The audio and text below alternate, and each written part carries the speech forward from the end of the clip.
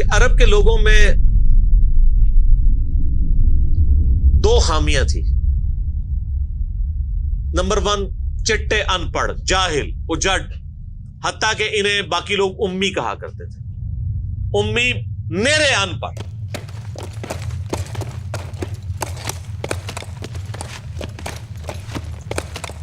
دوسری خامی تھی کہ یہ لوگ آپس میں لڑتے رہتے تھے،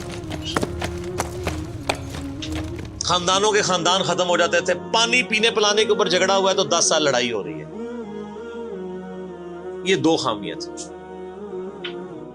نمبر 1 چٹے ان پڑھ، نمبر 2 لڑاکو لیکن آپس میں.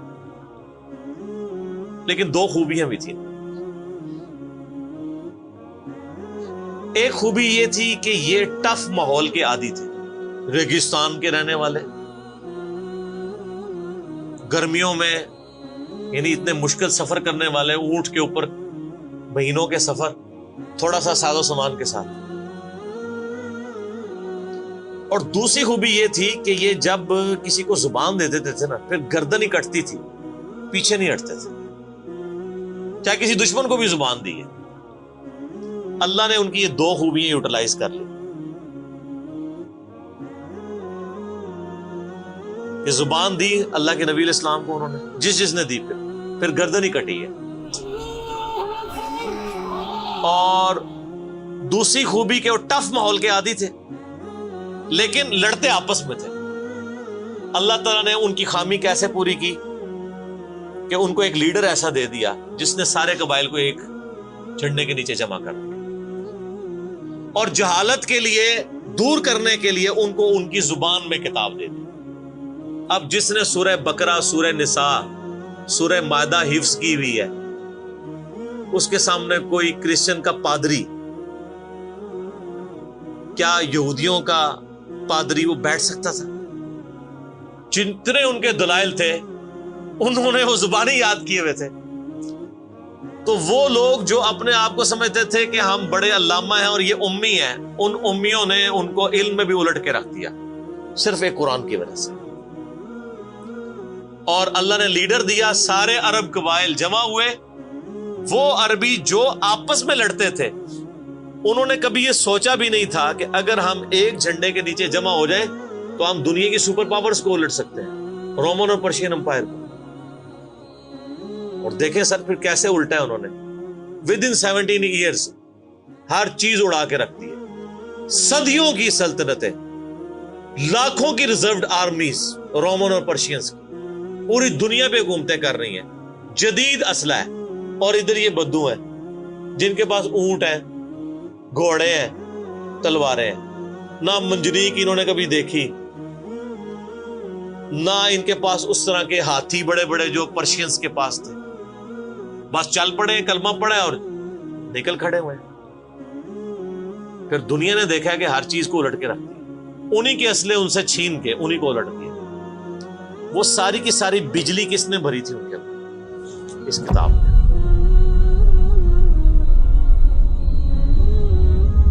یہ کتاب تھی. کتاب پڑھتے تھے، ایمان تازہ کرتے تھے. جہاد کا کیوں ذکر ہے اتنا قرآن کے اندر؟ کیونکہ اللہ نے ایک ایسی امت اٹھانی تھی جس نے تلوار کے زور پہ اکھاڑنا تھا رومن اور پرشین. ہم مانتے ہیں کہ اسلام تلوار کے زور پہ پھیلا ہے، لیکن یہ تصویر کا ایک رخ ہے. تصویر کا دوسرا رخ یہ ہے کہ جو بدماش صدیوں سے دنیا پہ حکمران تھے اور لوگوں کی رعایا کا استحصال کر رہے تھے، اپنی رعایا کا، ان پہ انہوں نے اتنے ٹیکسز لگائے ہوئے تھے. ان کو اکھاڑنے کے لیے کیا میٹھی میٹھی باتیں چاہیے تھی؟ طارق جمیل صاحب کے لیکچرز نے رومن اور پرشین امپائر اکھاڑنی تھی. یہ تو ان لوگوں کے لیے مسلمان ہو چکے ہیں. بدماش کب اپنی پوسٹ چھوڑتے ہیں؟ ان کو پھر اسلحے کے زور پہ ہی اکھاڑنا تھا. اور پھر اللہ نے صحابہ کرام کی تلواریں مسلط کی ان کے اوپر. جب اکھاڑ دی، فریڈم آف ایکسپریشن مل گیا، پھر معاملات سیدھے ہو گئے. اس زمانے میں بادشاہ کا دین رعایا کا دین ہوتا تھا. اگر کوئی رعایا کہے نا کہ میں بادشاہ کے دین سے الگ ہوتا ہوں، قتل ہو جاتا تھا. آپ پتہ عیسائیت کیسے پھیلی ہے؟ یہ تو سارے بت پرست تھے. کانسٹنٹائن 2 جس کے نام پہ قسطنطنیہ شہر تھا جو بعد میں مسلمانوں نے فتح کیا، سلطان محمد فاتح نے، ٹرکی والوں نے اس پہ ایک فلم بھی بنائی ہے، اردو ڈبنگ کے ساتھ ہے، ایک ہی نشست میں آپ دیکھ سکتے ہیں 2.5-3 گھنٹے کی. جو فلمیں دیکھتے ہیں ان کے لیے، مولویوں کے لیے نہیں. تو اس نے وہ قسطنطنیہ فتح کیا، پھر اس کا نام استنبول رکھ دیا، اسلام کا گڑھ. یعنی استنبول کا ترجمہ وہی ہے جو اردو میں اسلام آباد کا ہے، اسلام ان بلک. وہ قسطنطین 2 جو تھا وہ کرسچن ہو گیا تھا، چونکہ وہ کرسچن ہوا تو پوری رعایا 3 براعظموں میں پھیلی ہوئی وہ کرسچن ہو گئی. ایسے کرسچینٹی پھیلی ہے. تو رعایا کو وہی دین رکھنا ہوتا تھا جو حکمران کا ہے. پہلے حکمران بت پرست تھا، عیسائیوں پہ ظلم ہوتے تھے. بعد میں جب حکمران ہی مسلمان ہو گیا، اس زمانے ظاہر عیسائیت اسلام کا ہی نام تھا، تو سارے پیچھے اس امام کے. یہ بڑا خطرناک معاملہ تھا. دوسری طرف پرشین جو ہیں وہ آتش پرست تھے، ان کے نیچے آتش پرستی کا دین چل رہا تھا. تو یہ پھر ضرورت تھی کہ فریڈم آف ایکسپریشن دیا جاتا. اسلام نے تلوار کے زور پہ ان کو اکھاڑا، ان کی بدماشیاں ختم کی، اور ایسی ختم ہوئی کہ بخاری مسلم کی حدیث ہے، نبی علیہ السلام نے فرمایا ان قریب کیسر ختم ہو جائے گا، پھر قیامت تک کوئی کیسر نہیں ہوگا. ہائے ہائے ہائے سر، یہ پروفیسیز اللہ کی تائید کے ساتھ ہی کوئی دے سکتا ہے. ان قریب کسرا ختم ہو جائے گا، قیامت تک کوئی کسرا نہیں ہوگا. دیکھ لیں 1500 سال ہو گئے ہیں، نہ رومن امپائر دوبارہ بنی، نہ پرشین امپائر دوبارہ بنی. حتیٰ کہ اب تو وہ کانسیپٹ ہی ختم ہو گئے، ملکوں والا کانسیپٹ آ گیا. اور اس زمانے میں یہ بات کرنا ایک ایسے شخص کا جس کے اوپر ایمان لانے والے گنتی کے لوگ ہوں، بہت بڑی بات ہے. اور اللہ نے پھر اکھڑوایا. اور آج فریڈم آف ایکسپریشن ایسا ہے کہ آج تلاوت ہو رہی ہوتی ہے تو ٹرمپ بھی بیٹھ کے سن رہا ہوتا ہے. کیوں؟ حالانکہ وہ کرسچن ہے. فریڈم آف ایکسپریشن آ گیا. آپ جائیں امریکہ میں، آپ کسی مارکیٹ میں مسلح ڈال کے نماز پڑھیں، کوئی آپ کو منع نہیں کرے گا. الٹا آپ کے ساتھ سیلفیاں بنا رہے ہوں گے کہ یہ کیا ہو رہا ہے. تو پہلے کوئی سوچ سکتا تھا کہ فرعون کے سامنے کوئی نماز پڑھتا؟ جادوگروں نے ذرا سی بات کی، ایمان لے کے آئے تو میں تمہیں سولی دے دوں. تو یہ اسلام اس دور جدید کا خالق ہے، اور یہ دور جدید کو تخلیق جو اسلام نے دی ہے وہ قرآن کے ذریعے. ایک علامہ وحید الدین خان صاحب ہیں انڈیا کے، 90+ ان کی ایج ہے. انہوں نے کتاب لکھی ہے اسلام دور جدید کا خالق. اسی ٹاپک کو ایڈریس کی، کمال کی کتاب ہے وہ، اور پڑھنے سے تعلق رکھتی ہے. آپ گوگل سے اس کا PDF بھی ڈاؤن لوڈ کر سکتے ہیں، چھوٹی سی کتاب ہے. انگلش میں بھی ایک کتاب لکھی ہے گاڈ رائزز، خدا ابھرتا ہے. خدا پھر جو ابھرا ہے نا جی قرآن کے ذریعے. خدا کو تو خیر مخلوق کی ضرورت نہیں ہے، لیکن مخلوقات نے جو تماشا بنایا ہوا تھا نا، اس تماشے کو ہمیشہ کے لیے اللہ تعالیٰ نے اپنے پیغمبر امام اعظم سیدنا و مولانا محمد رسول اللہ صلی اللہ علیہ وآلہ وسلم کے ذریعے شرک کا خاتمہ کر کے قیامت تک کے لیے جو دین اسٹیبلش کیا اس کتاب کے ذریعے. اب یہ کتاب قیامت تک نبی علیہ السلام کا معجزہ ہے. یہ کتاب ہے سر جس نے دنیا پلٹ دی، اور یہ وہ کتاب ہے جو ہم صرف اپنی بچی کو جب رخصت کرنے لگتے ہیں نیچے سے گزارتے ہیں، ٹھیک ہے، اور چوم کے غلاف میں رکھ دیتے ہیں. اس سے زیادہ اس قرآن کو ہم کوئی اہمیت نہیں دیتے.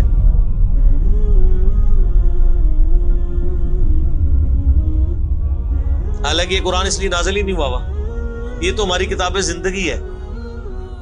لیکن ماشاءاللہ ایسی سازش اسلام کے خلاف کی ہے، کافروں نے نہیں، مسلمانوں نے پوری نیک نیتی کے ساتھ جنازہ نکالا دین کا، اور ایک سلوگن دے دیا قرآن نہیں ڈائریکٹ پڑھنا گمراہ ہو جاؤ گے. قرآن میں بڑی بڑی مشکل چیزیں ہیں، اس کو ہاتھ نہیں لگانا. یہ یہودی بات کرتے تو ہم کہتے ہیں یہ اللہ کے دشمن ہے.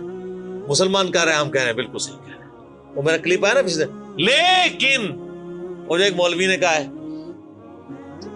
تو وہ اسلام 360 کے اوپر جو اس نے حملہ کیا ہے، تو میرا کلپ بھی اس پہ ریکارڈ ہوا ہے. تو پہلے تو لوگ کہتے تھے یہ ہمیں باتیں کرتا ہے، اب تو ویڈیو میں لوگ ریکارڈ کرا رہے ہیں کہ جی قرآن ڈائریکٹ نہیں پڑھنا، آپ گمراہ ہو جائیں. اچھا آج تک آپ نے کبھی نہیں سنا یہ کہ فلاں مولوی کی کتاب ڈائریکٹ نہیں پڑھنی، آپ گمراہ ہو جائیں گے. یعنی مولوی کڈا سیاڑا ہے کہ اس کو طریقہ پتا ہے کہ میں نے بات کیسے سمجھانی ہے، اور اس کو ایسی کتاب لکھنی بھی آتی ہے جو گمراہ نہ کرے. اور اللہ کو ایسی کتاب نہیں دینی آئی کہ جو گمراہ ہونے سے بچا لے. قرآن میں کہاں ہے کہ یہ گمراہ کرتا ہے؟ وہ تو اللہ نے ٹانٹ کیا کہ جو قرآن پہ ایمان نہیں لاتے وہ گمراہ ہوتے ہیں. جو ایمان لے ہیں اور بات مان لیں وہ کیسے گمراہ ہوں گے؟ یہ تو تعریف کی ہے انہوں نے. تو اس کتاب نے جناب دنیا کی کایا کلب کی ہے، اور اس کا ٹیسٹ آپ تبھی فیل کر سکتے ہیں جب آپ عربی جانتے ہو تھوڑی بہت، یا پھر اگر آپ نے اردو میں ٹیسٹ لینا ہے تو آپ مولانا مودودی رحمہ اللہ کا ترجمہ پڑھیں. وہ اسی سوز و گداز کو ٹرانسلیٹ کرتا ہے اردو کے اندر. میں نے ابھی تک کسی اور بندے کے ترجمے کو نہیں دیکھا کہ جو ترجمے بڑے لوگوں نے کیا، احمد بریلوی صاحب نے، شریف تھانوی صاحب نے، ان دونوں کے ترجمے تو ویسے ہی وقت کے ساتھ ختم ہو گئے اس لحاظ سے کہ اس میں تو کئی الفاظ جو ہیں وہ پرانی اردو کے ہیں. ہمارے نئے بچوں کو تو سمجھ نہیں آتی لکھا کیا ہوا ہے. ہم نے کئی سنگتیں ہلاک کر دی. سنگتیں پتہ کسے کہتے ہیں؟ نہیں پتا. کئی امتیں، انہوں نے امت کا ترجمہ سنگت کیا. اس زمانے میں وہ چلتا تھا. ٹھیک ہے، آج کل اگر آپ اعلیٰ حضرت کا یہ ترجمہ رکھیں تو لوگوں کو نہیں سمجھ آئے. لیکن مودودی صاحب نے چونکہ لیٹسٹ اردو میں ترجمہ کیا اور پھر وہ سوز و گداز ٹرانسفر کیا. میرا چیلنج، آپ کوئی قرآن کی صورت نکالیں اپنی مرضی کی، باقی ساروں کے ترجمے رکھیں، پھر مودودی صاحب کا بھی پڑھیں، تو آپ کو لگے گا کہ آپ کا دل تیزی سے دھڑکنا شروع ہو گیا ہے. الفاظ کے چناؤ، پھر اس میں جو ردم ہے. اور وہ انہوں نے تفہیم القرآن کے مقدمے میں لکھا ہے کہ میں نے دیکھا ہے کہ ہمارا نوجوان قرآن ترجمے سے لے کے بیٹھتا بھی ہے نا تو بور ہو جاتا ہے. تو ان کا میں نے سمجھا کہ کیوں ہوتا ہے بور، کیونکہ وہ تو پڑھ رہے تھے اردو میں، اللہ نے تو قرآن نازل کیا عربی میں. عربی اس نے سیکھنی کوئی نہیں ہے. اور اردو نے جو ترجمہ کیا ہوا ہے وہ انہوں نے ترجمہ کیا ہوا ہے ایز اے اسٹوری بک. یہ تو کتاب زندگی ہے، یہ تو زندہ کتاب ہے، بلکہ مسلمانوں کی زندگی کا سبب ہے. صحیح مسلم میں حدیث ہے اللہ اس کتاب کی وجہ سے قوموں کو عروج دے گا اور اس کتاب کی وجہ سے لوگوں کو، امتوں کو زوال دے گا. جس کو ڈاکٹر اقبال نے پھر شعر میں کہا، وہ زمانے میں معزز تھے مسلمان ہو کر اور تم خار ہوئے تارک قرآن ہو کر. وہ زمانے میں معزز کون؟ صحابہ اہل بیت تابعین تبع تابعین. اور تم خار ہوئے کون؟ اسی. اور صرف اسی نہیں، ساڑھے بزرگ بھی. یہ نہ سمجھیے گا، ظاہر آپ تو ہم کہہ سکتے ہیں نا، ڈاکٹر اقبال کے زمانے میں انڈیا پاکستان بنگلہ دیش کے جتنے بابے زندہ تھے، آج تو کہہ سکتے ہیں مر گئے ہیں. ڈاکٹر اقبال جب یہ شعر کہہ رہا تھا تم خار ہوئے تارک قرآن ہو کر، تو وہ خار احمد بریلوی صاحب، اشرف تھانوی صاحب، یہ سارے لوگ زندہ تھے اس وقت، تو انہی کو ہی کہہ رہے تھے نا.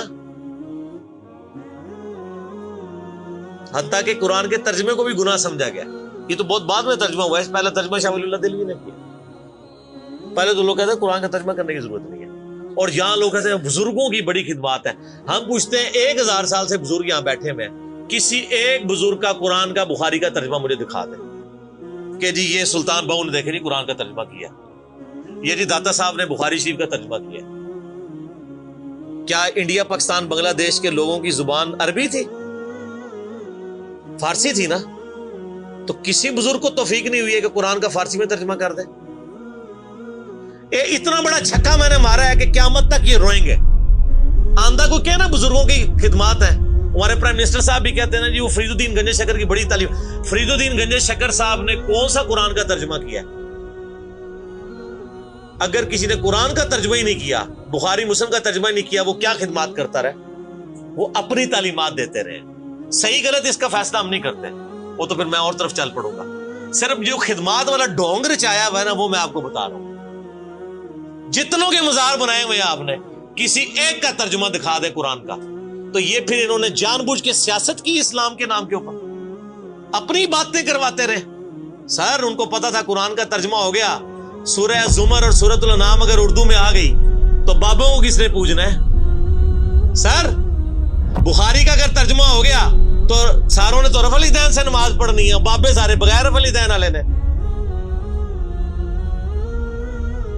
یہ وجہ تھی کہ بڑی ہوشیاری ہے انہوں نے. یہ نہ سمجھو بولے سمجھے، بہت ہوشیار سمجھے. اور دیکھ لینا پھر اب رزلٹ سامنے آ گیا. جدھر ترجمے ہوئے ہیں وہ کہنا نہیں پیو دادے تے ایتھے ہاتھ بندہ سی، اے ایتھے بندہ ہے، تو رزلٹ نکل آیا نا. اسی لیے بزرگ جو کام کرتے ہیں وہ حکمت سے خالی نہیں ہوتا. ہاں انہوں نے بڑی ہوشیاری دکھائی ہے آپ کے ساتھ، لیکن اللہ کا وعدہ ہے هو الذی ارسل رسولہ بالہدی ودین الحق لیظہرہ علی الدین کلہ. قرب قیامت سے پہلے دین کو غلبہ ملنا ہے. غلبہ بابوں کے ذریعے نہیں ملنا تھا، اسی کتاب سے. جس کتاب نے پہلے غلبہ دلایا، اب آج دیکھیں بچہ اینڈرائیڈ فون کھولے ہوئے ہے، کوئی آیت آتی ہے ترجمہ پڑھ لیتا ہے. تو سر یہ خدمت تو پھر انہوں نے کی ہے نا اسلام کی. اچھا یہ اینڈرائڈ فون کس رحمت اللہ علیہ نے بنایا تھا؟